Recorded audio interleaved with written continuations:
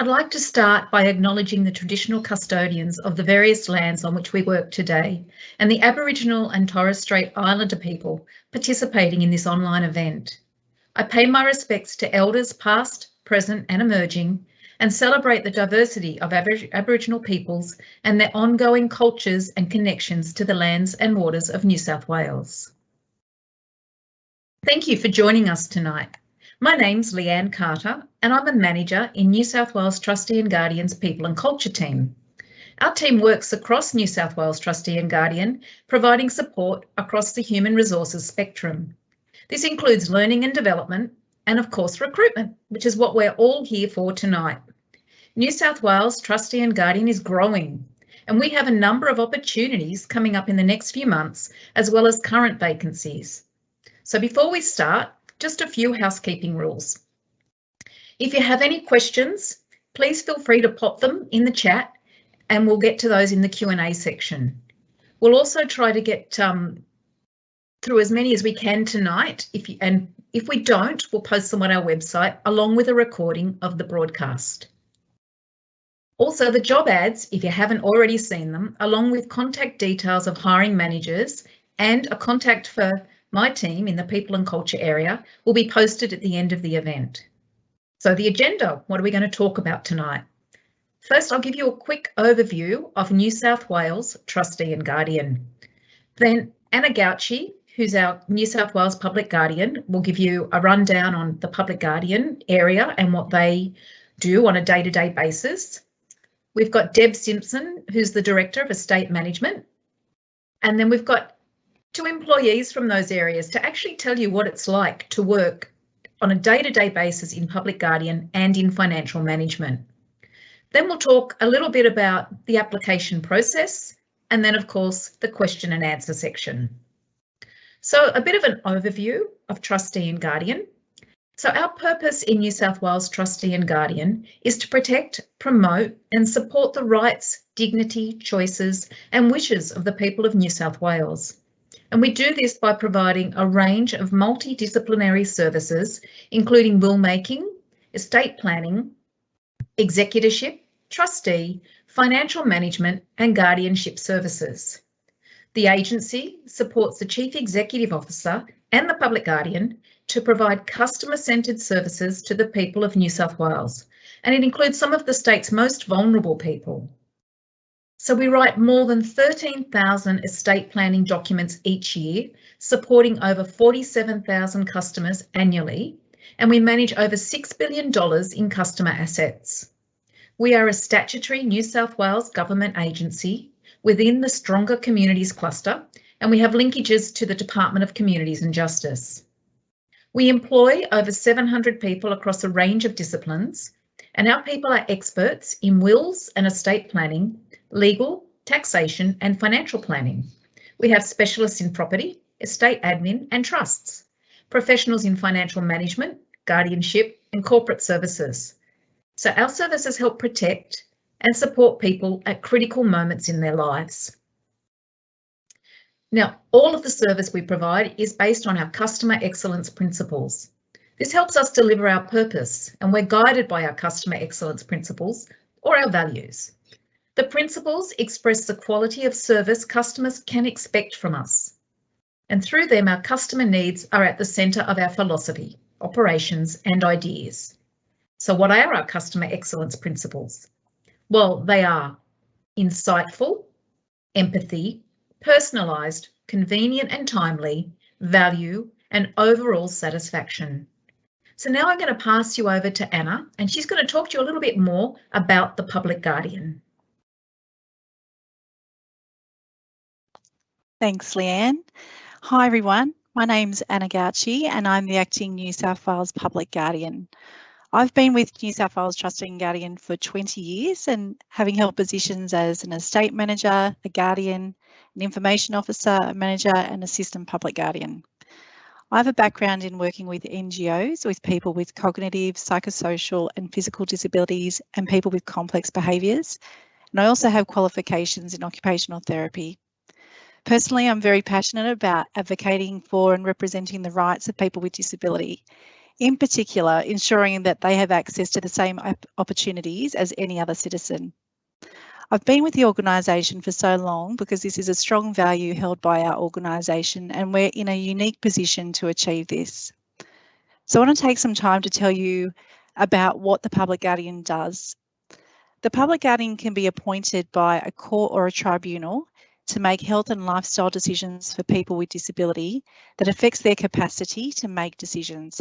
For example, people with intellectual disability, mental illness, dementia and brain injury.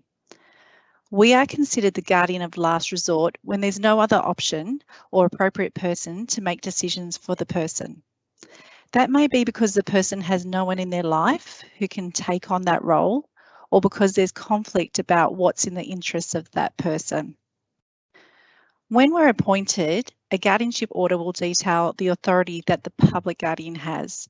So that can include the authority to make decisions about where the person lives, their healthcare, restricted practices, the services they receive, and who they have contact with.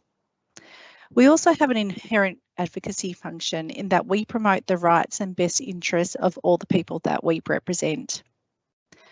While the New South Wales Public Guardian is part of New South Wales Trustee and Guardian, I hold a statutory role, and as does our CEO, and we are governed by our own act, the Guardianship Act. This is to ensure that decisions about a represented person are made independently, so no one person has complete control over all elements of a person's life. And as Public Guardian, I delegate my decision-making authority onto our guardians so that they can then make decisions for represented people in their caseload. We have a team of about 80 staff, and most of these are guardians. We also have a small guardian support unit who provide information, advice and support to private and enduring guardians, service providers and the wider community. So I'll take some time now to tell you a little bit about the role of guardians and what they do. So the role of a guardian is to understand who the represented person is and what's important to them in their life, and as far as possible, make decisions that they would have made if they had decision-making ability. It's about considering the guardianship principles of the Guardianship Act, like ensuring the person's welfare and interests are maintained, and weighing this against other factors such as the will and preference of the person and seeking evidence to support the decision-making process. Sometimes that means guardians have to make decisions that are ethically challenging, but they make them because it's about ensuring that the person's welfare, interests and rights are maintained. The types of decisions made include accommodation, so where the person lives, the services that people receive like personal care, house cleaning, shopping and therapy, medical and dental treatment and other healthcare services and who will provide them, decisions about access, so that's who the person has contact with and the conditions of that contact, decisions about legal services, and also decisions about restricted practices, which are restraints that are used to control a person's behaviour to prevent harm to themselves or others. The guardian role can be challenging. Some people and family aren't always happy that we've been appointed as a person's guardian, or they disagree with the decisions that we have made. As a guardian, you also have to navigate service providers and balance the different views. For example, family and medical practitioners may not always see eye to eye, but it's also really rewarding work, knowing that you're representing the rights for someone that doesn't have a voice. And we do that by collecting and considering all the relevant views and evidence to make the best decisions for that person. So I'm going to tell you a little bit about what New South Wales Trustee and Guardian can offer you if you worked here. So we've recently, New South Wales Trustee and Guardian have received funding, which is allowing us to employ approximately 120 roles across our entire organisation. For the Public Guardian, that means we have a number of Guardian roles available, which we're currently recruiting as a talent pool. A talent pool is valid for 18 months, and it's a great way to be considered for vacancies as they arise. There are a variety of roles available. Some are ongoing, some temporary, full-time and part-time. We're supportive of whole of government initiatives for regional employment, so roles are available in various locations, including regional New South Wales. Salary for guardians range from $74,000 to $81,000 plus superannuation and annual leave loading. There's also a range of benefits working for a New South Wales government agency, which People and Culture will tell you more about shortly. Now, some of the day-to-day responsibilities of our guardians include having the delegated authority to make decisions that best serve the interests of represented people, which is a huge responsibility. They provide decision-making support to resolve issues facing customers, being both a liaison to the customer and various stakeholders that we deal with. They develop decision-making plans with the guidance of a supervisor and their regional manager. And they prepare guardianship-related case reports for the Guardianship Division of the New South Wales Civil and Administrative Tribunal. So who are we looking for? And let me tell you a bit about this. One of the most rewarding aspects about working for us is our work has real purpose. We want people to join us who are equally passionate about championing the rights of people with disability. People who provide insightful, empathetic and timely customer service. We want great communicators who work collaboratively on complex and sensitive matters. People who can build strong relationships with customers when making important decisions about their life. So if you have a keen interest in social justice and advocating for people, I believe you will find the work we do interesting, challenging and very rewarding. Ideally, we're looking for people with a degree in social, health or behavioural sciences or a related discipline or relevant experience. Also, you need to be available to travel throughout New South Wales. So, if that sounds like you and you want to be part of something bigger, we really encourage you to apply. I look forward to receiving your application and I'll answer any questions that you may have at the end. I'll now pass over to Deb Simpson to talk a bit more about our Estate Management Division. Thanks, Deb.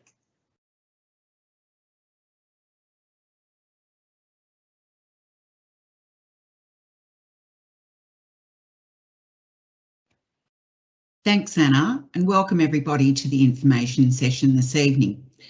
I'm Deb Simpson and I'm the Director of Estate Management Division at New South Wales Trustee and Guardian. I joined New South Wales Trustee and Guardian in September 2019, so I've been with the organisation for almost 2 years. A bit about me, I have extensive experience in senior human service roles in the New South Wales Government, not-for-profit sector and other non-government agencies.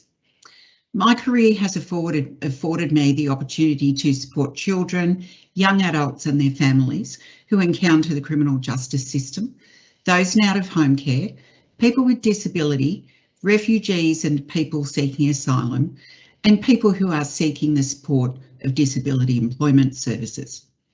I'm really motivated by New South Wales Trustee and Guardian's social justice and humanitarian work. I'm also highly committed to providing a service that is not only customer focused, but ensures our customers are supported in a dignified way. We are the holders of people's stories, and that is a privilege that should be respected. So a little bit about estate management. The division delivers highly empathetic, customer-centred financial management services to some of the most vulnerable people in New South Wales. While the public guardian can be appointed by a court or tribunal to make health and lifestyle decisions for people with a disability that affects their capacity to make decisions, New South Wales Trustee and Guardian can also be appointed as financial manager to make financial decisions if there is no one willing or able to, or where there are conflicts of interest. We also support and oversee people who've been appointed to privately manage persons' finances. That may be a family member or a friend. This is referred to as private financial management. We are also bound by legislation, in particular Section 39 of the New South Wales Trustee and Guardian Act. The principles that guide our work are: The welfare and interests of people with impaired decision-making ability should be given paramount consideration. Their freedom of decision and freedom of action should be restricted as little as possible. They should be encouraged as far as possible to live a normal life in the community. Their views should be taken into consideration. The importance of preserving family relationships and particularly cultural and linguistic environments should be recognised. They should be encouraged as far as possible to be self-reliant in matters relating to their personal, domestic and financial affairs. They should be protected from neglect, abuse and exploitation. In short, we make financial decisions that are in a person's best interests. We currently represent over 16,000 people across New South Wales. Sometimes we work together with the public guardian, as a person can be under a guardianship and a financial management order at the same time. However, as Anna said earlier, there is a clear separation in our functions, so decisions by either the public guardian or trustee services are made independently. In estate management, we have quite a large team. There are approximately 130 staff in our direct and private financial management teams. It was said in the first by Leanne that we are growing. We have approximately 50 roles in total available across estate management sometime within the next 6 months. So as a client service officer, what are the roles, what are the responsibilities of that role? So client service officers are responsible for looking after a person's financial and legal affairs. The decisions made about a person's financial situation aim to promote their independence, increase their quality of life and maintain their relationships where possible. Depending on a customer's circumstances and the terms of the financial management order, there are many ways we provide support, including consulting directly with the customer or with family and friends when making decisions, making a budget and savings plan and paying bills or purchasing items for the customer, managing incomes, superannuation, debts and tax returns. We manage assets like real estate, vehicles and shares. We liaise with financial institutions and other third parties such as Centrelink, service providers and even chemists and supermarkets for those day-to-day needs that people have. To support our operational teams, New South Wales Trustee and Guardian has dedicated property and tax specialists, financial planning teams and a legal team. Like the public guardian, the role does come with challenges. For example, decisions we make sometimes may be at odds with the wishes of the family. These can be emotional, sensitive and complex situations. While we gather views from many people and attempt to find solutions to meet everyone's needs, our primary responsibility is to the person we represent and what is best for them. While there are days that are challenging, for the most part, we are privileged to serve some of the most vulnerable people in our community, and we're extremely proud to work with people to support them in regaining their financial independence. So what does New South Wales Trustee and Guardian offer if you join us within estate management? As I said, we have a number of client service vacancies to which we are recruiting, as well as we want to create a talent pool for future roles. Similar to the public guardian, we have ongoing, temporary, full-time and part-time roles available. Roles are also available in Sydney and regional New South Wales. The salary range is from $74,000 to $81,000 per annum, plus superannuation and annual leave. Who are we looking for, and are you the right person? We're really looking for passionate people who care about supporting the vulnerable. At the core, people who care about making a difference. You need to be committed to providing insightful, timely customer service on often sensitive matters. You should be able to communicate with people of all abilities, patiently explaining complex situations. Someone who nurtures relationships with both customers and their support people to achieve optimal outcomes. We're after people who can demonstrate high levels of empathy and emotional intelligence, who can walk in the shoes of the people they're supporting. Lived experience with disability or working in the disability sector is desirable. Qualifications in social, health or behavioural sciences or budgeting experience is desirable but not essential. There are a couple of operational needs that you need to consider. You will be willing to be part of a rotating phone roster with morning and afternoon shifts between 9 a.m. and 5 p.m. You should know that our calls and emails are monitored for quality assurance and coaching purposes. So if you're interested in the work we do and it sounds like a good fit, we welcome your application. I'll now pass over to Jo, who is one of our principal guardians. Jo will talk about the work that she does in the field as a guardian. Thanks, Jo.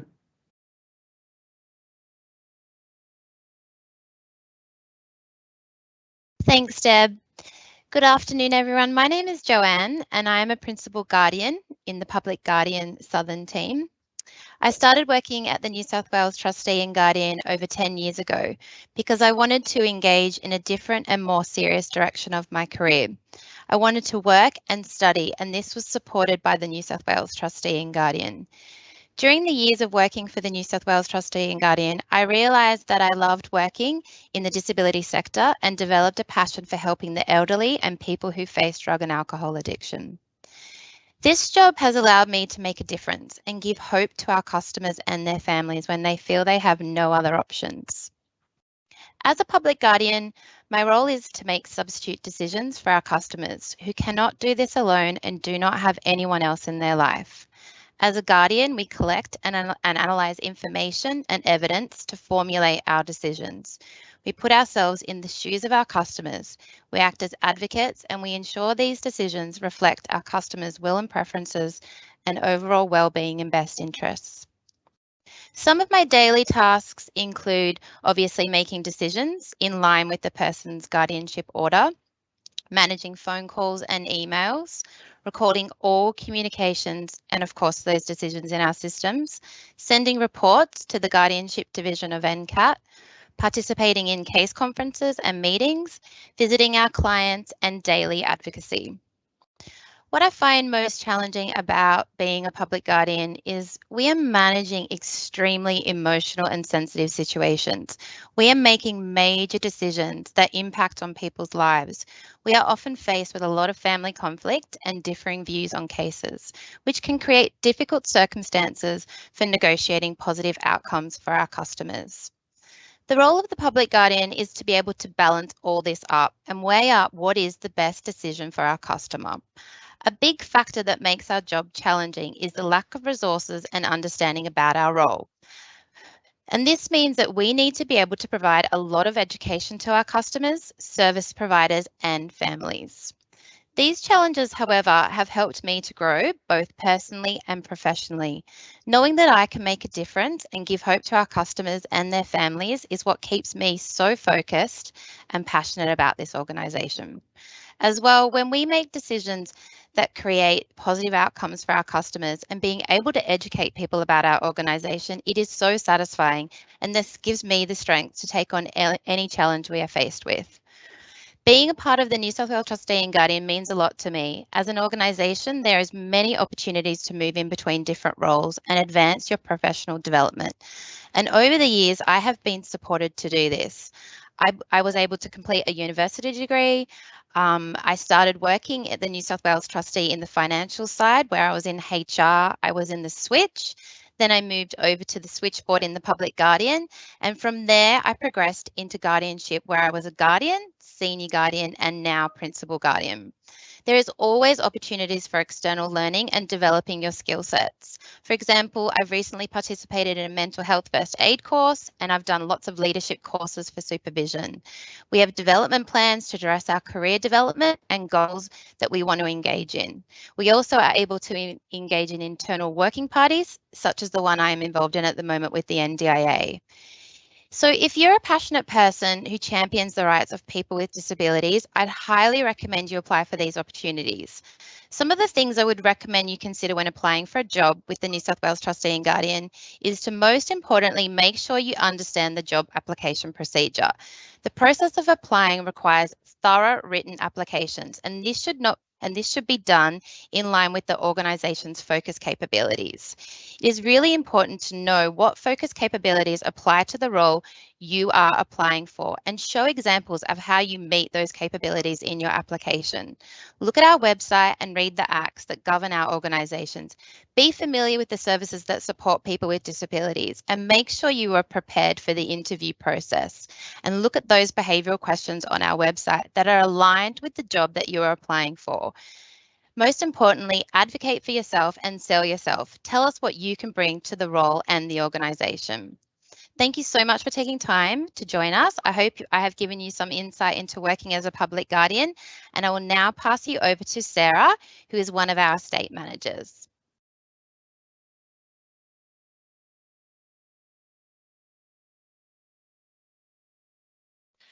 Thanks, Jo. Hi, everyone. My name is Sarah and I'm a Principal Client Service Officer in the Estate Management team. I started working for New South Wales Trustee and Guardian as a contractor in 2006, having returned from overseas travel. At that time, I didn't really know much about what the organisation was or what we did. I just wanted a job. But in the 15 years since I first started, I've held various roles within estate management as a client service officer, as well as holding senior and principal client service officer roles. There have been many changes during that time, and as the world continues to change with a focus on the rights and needs of people with disabilities, I enjoy watching our agency change and adapt with it. I continue to work at New South Wales Trustee and Guardian after all this time because I want to make a difference to people's life. Speaking generally, as a client service officer, I'm responsible for making substitute financial decisions for customers who are unable to make those decisions themselves due to an injury or disability. What I like most about my job is really taking the time to get to know my customers and their families, to assist in the decision-making process, asking those questions to identify what they need to go about their everyday life, what their future needs or wishes may be, and what I can do to help them achieve that. The type of support I provide can include general day-to-day matters such as organising accommodation, paying household bills, working to reduce a debt, and helping customers learn how to budget themselves. It can also include more complex matters such as the sale of property to transition into aged care or organising legal representation. It's not always easy relying on someone else to help you manage your money. Some of our customers are vulnerable, some are more capable than others, but regardless of the personal situation, I advocate for them. I can be a voice for those that don't have one, and that's important to me. By really taking the time to get to know my customers and working together, I help to ensure that they live an unrestricted life in the community. There are obviously some challenges that come with the role. Our customers can get frustrated with us when we are unable to make certain decisions, or when they don't necessarily understand that we're trying to help them. We also regularly have to deal with conflict between family members over larger financial decisions and roadblocks from getting the right support from external organisations. So having really good communication skills is paramount here so that we can help manage those relationships. Knowing that I'm making a difference is rewarding, and it really has been a privilege so far to be able to continue to give a voice and protection to vulnerable people in society.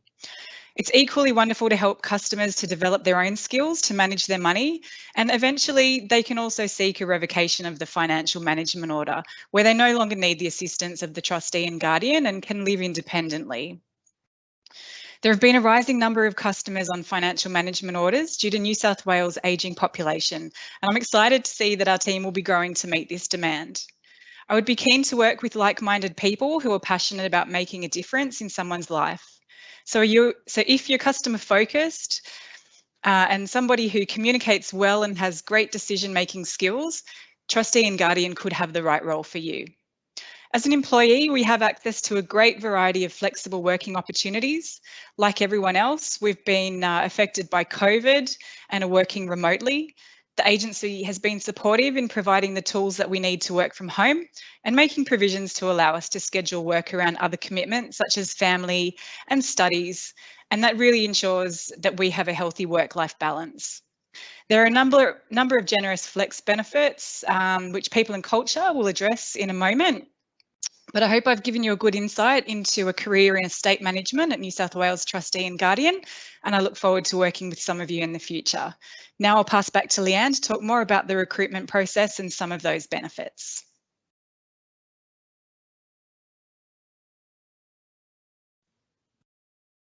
Well, thank you everyone for that information. I don't know whether you can tell from the people that were speaking, but everybody in Trustee and Guardian is passionate about the work that they do. I haven't been with Trustee and Guardian for very long, only since October last year, and I absolutely love it. I've worked in a number of government agencies, and I just feel like I've fallen into the right place where people have the same beliefs and understandings that I do. But aside from that, there are actually benefits of working for the government. We have some generous conditions. We offer competitive benefits and various opportunities to employees, and they include being part of something bigger. So our work has real purpose, and you'll be making a real difference in the lives of vulnerable people in our community.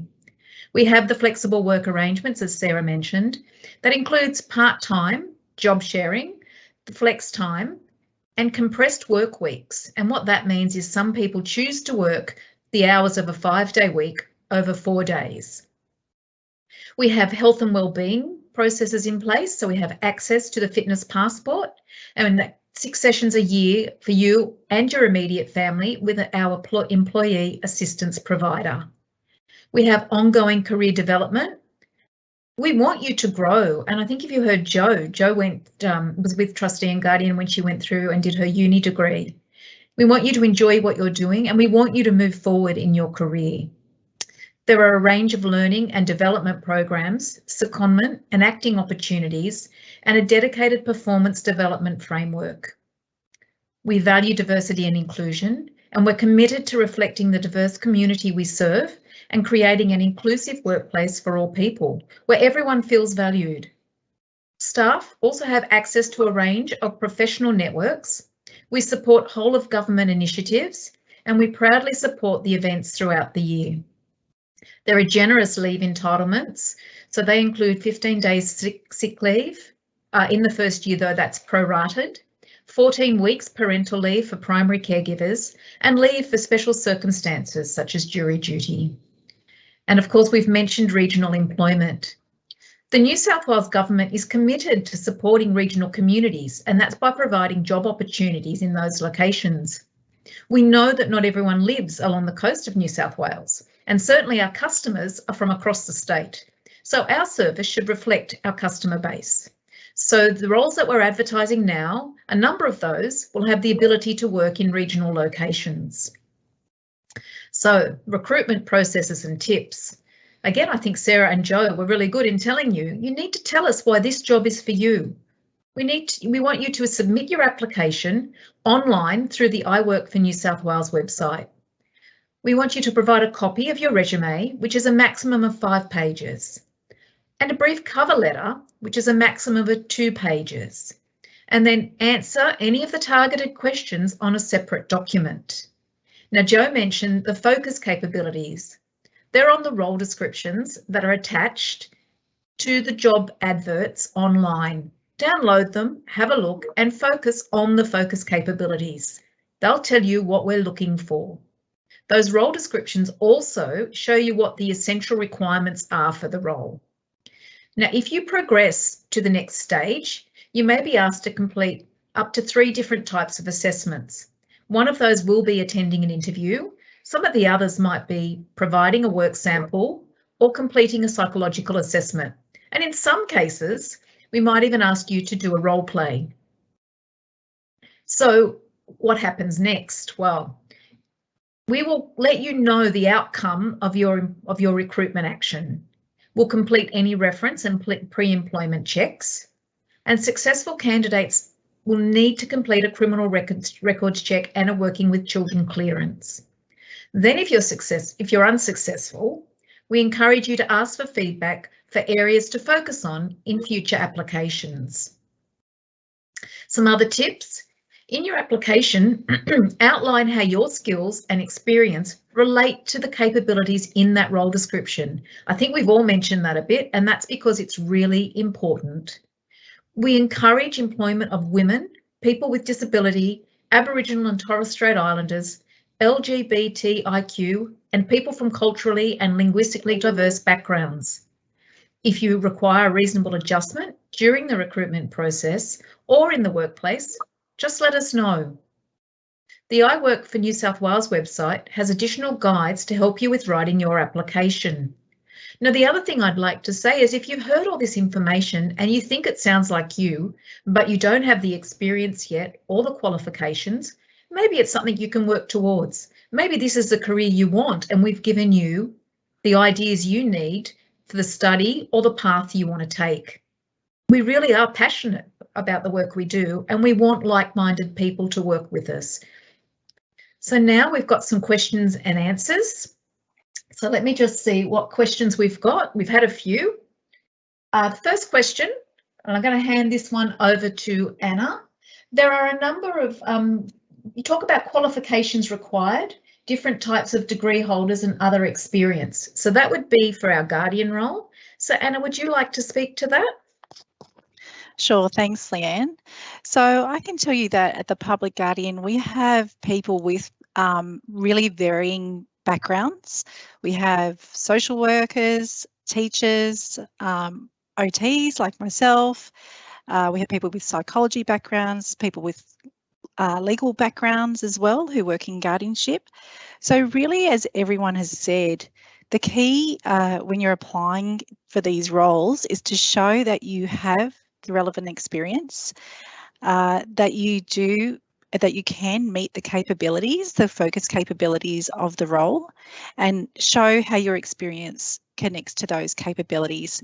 So just because I've listed those particular qualifications doesn't mean that there aren't other qualifications out there that wouldn't be relevant. So you need to show us how your experience and your qualification is relevant to the role.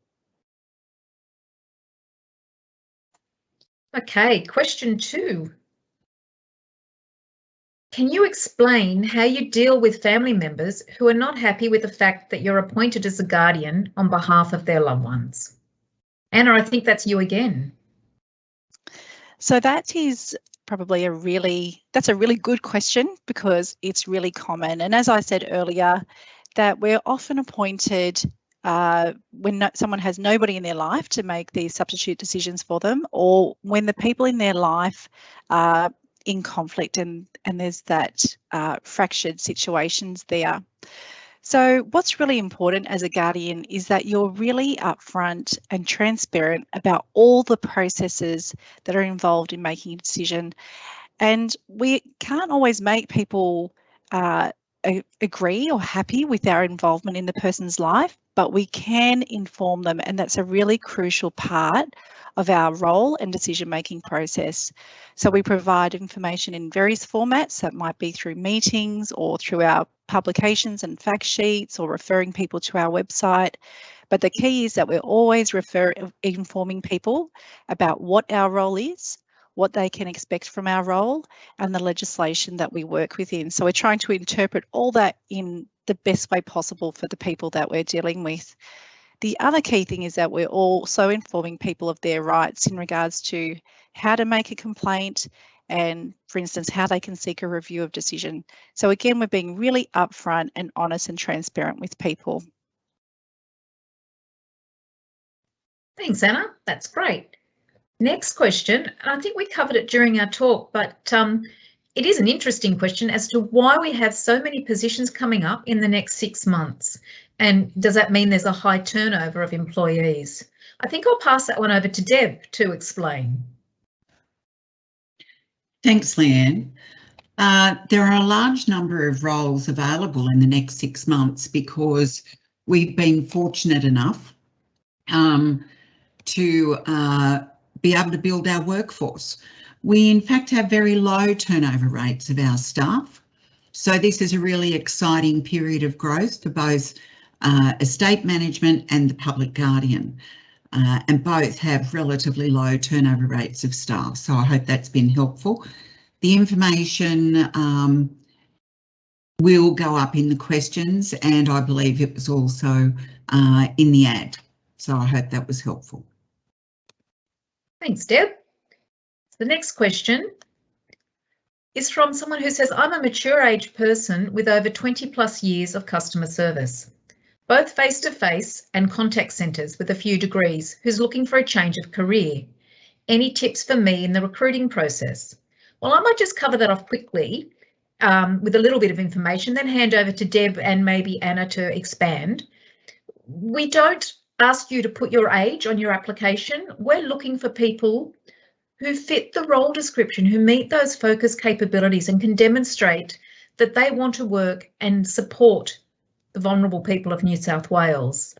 So my tip would be to make it clear in your application about how you meet those focus capabilities in providing that customer service. And I know I've seen a range of people across Trustee and Guardian of various ages, ethnicities.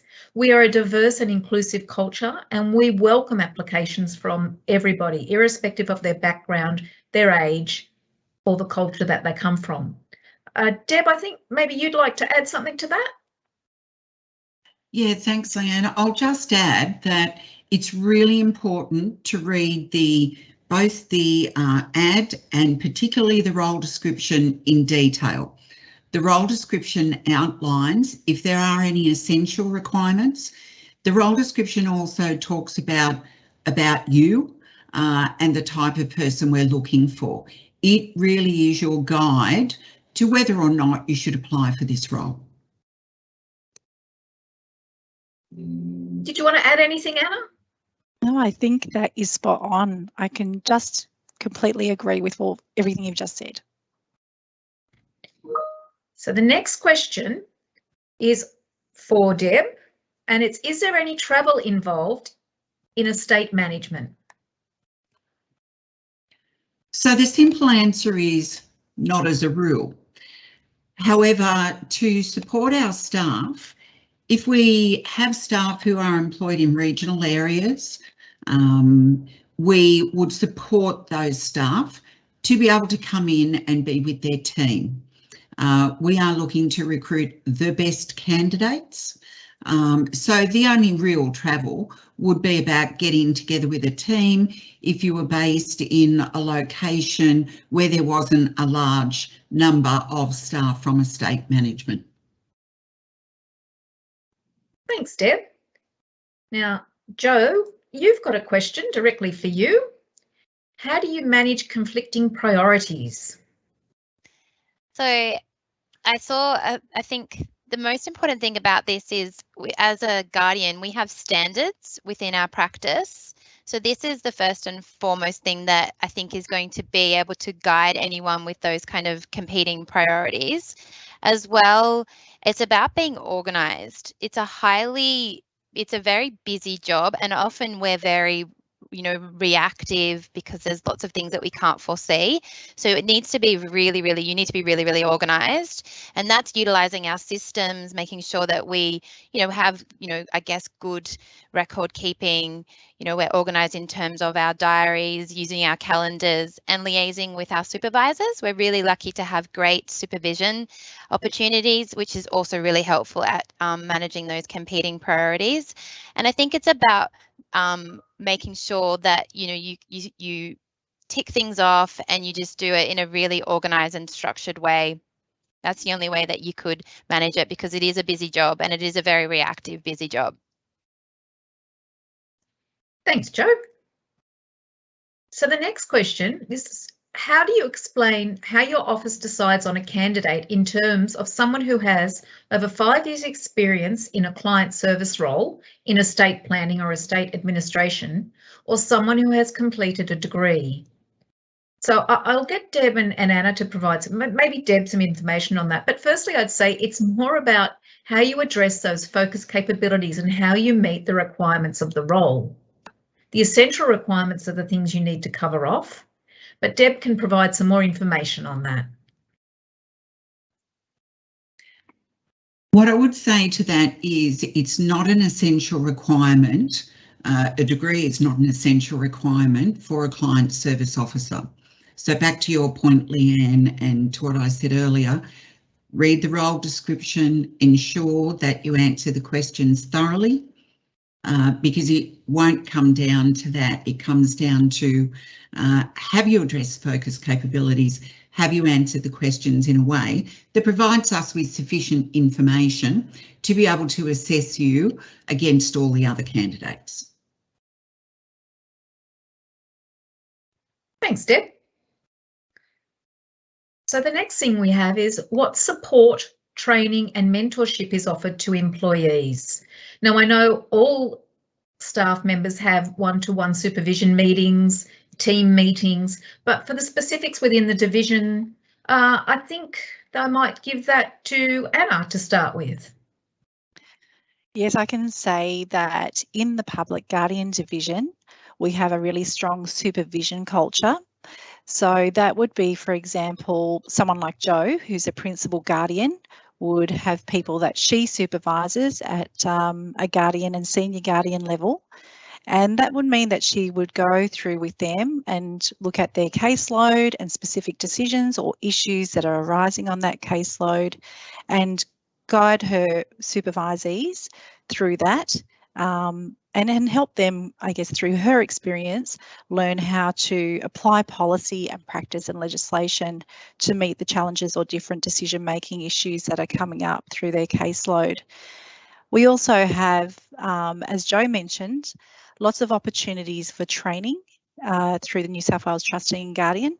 And we also have performance development plans where you get to work with your supervisor to identify key goals, career goals and performance development goals to help you stay focused on developing yourself in your current role and also for your ongoing career within the department as well. So Deb, is that any different in estate management? No, it's not really any different, Leanne. And certainly with onboarding a number of staff, we will be having a more structured induction program and then a structured professional development program, particularly over the first 12 months when new candidates join us. We are also going to create a buddy system so that when new staff come on board, we can buddy them with more experienced staff.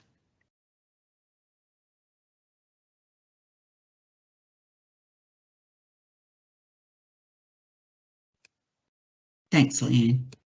Sorry, Deb, I saw a question and it seems to have disappeared. I had a question for Sarah. Do you need resilience in the job that you're doing?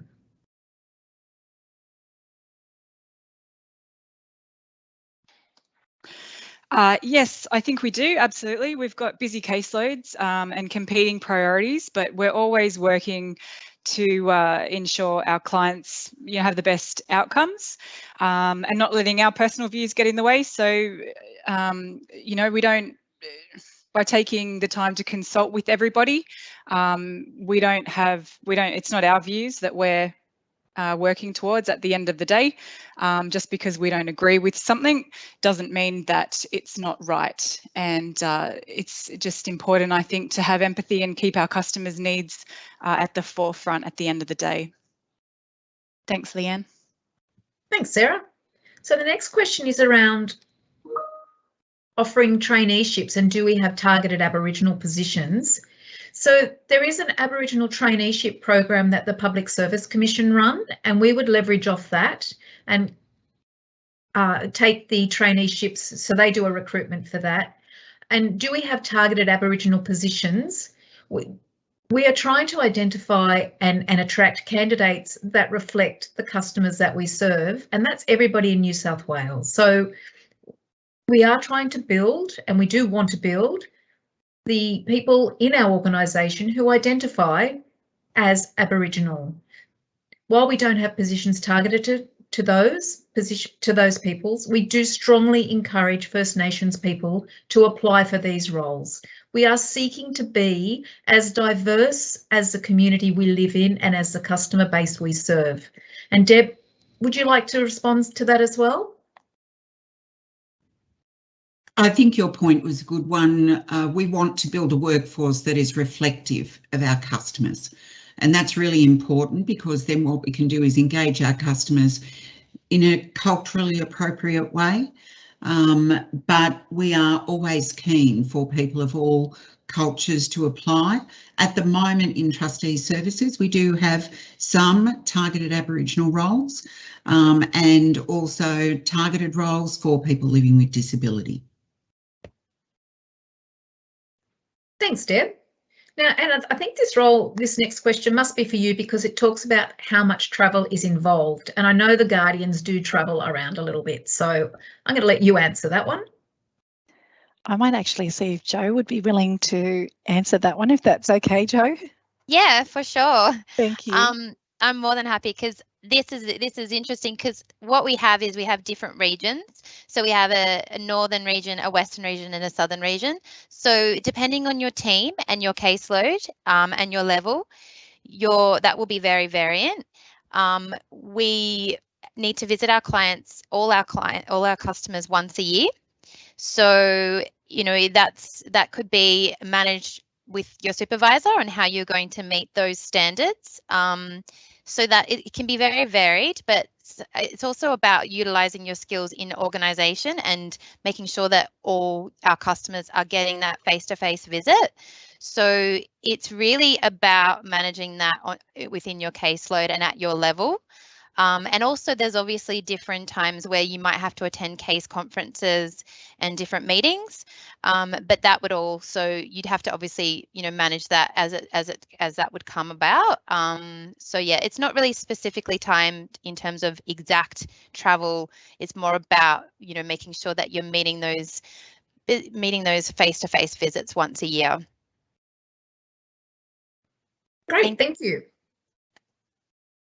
So the next question is, how quickly will we know if we are successful? Well, ideally, we'd like to have this process completed within about 8 weeks and everybody have the outcomes by then. But if this is a really successful live event and we get an avalanche of applications, which would be fantastic for us, but those responses to you might be a bit slower. You can always ring to find out where your application is up to, or actually email, which we're going to give you at the end of this session. And then if you're placed in the talent pool, you'll get a letter letting you know that you're in the talent pool, that it's valid for 18 months, and then we'll contact you when roles become available.